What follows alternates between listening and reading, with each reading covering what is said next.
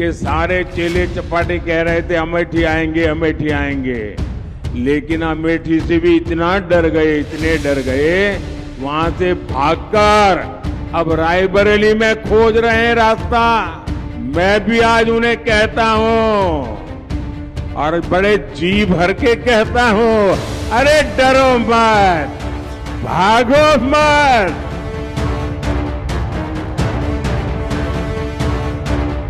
देश बता रहा है कि भाई रिजल्ट क्लियर है।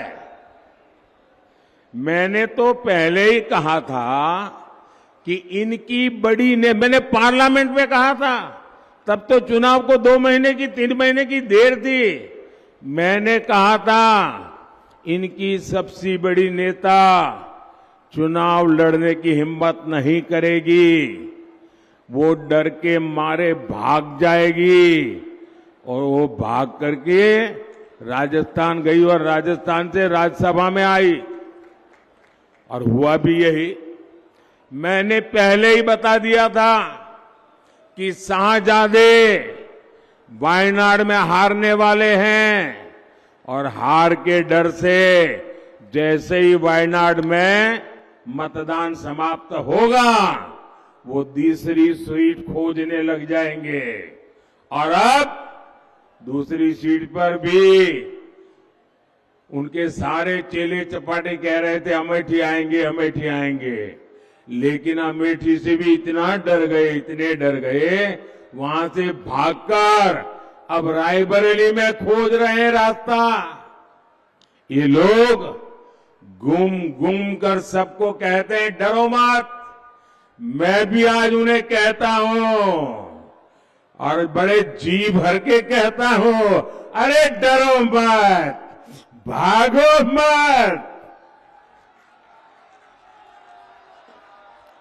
और आज मैं एक और बात कहूंगा, कांग्रेस इस बार पहले से भी कम सीटों पर सिमटने जा रही है।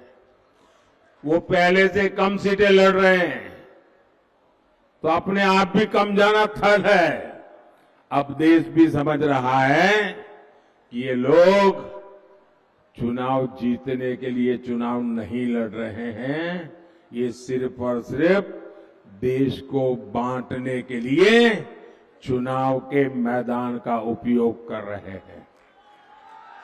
भाई और बहनों, इंडी गठबंधन सिर्फ एक वोट बैंक के लिए समर्पित है, जबकि हम सबका साथ सबका विकास के मंत्र पर काम करने वाले लोग हैं।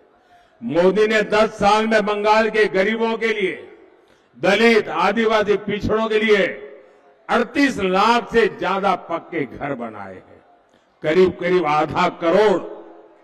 मोदी आज बंगाल के 6 करोड़ जरूरतमंदों को मुफ्त राशन दे रहा है।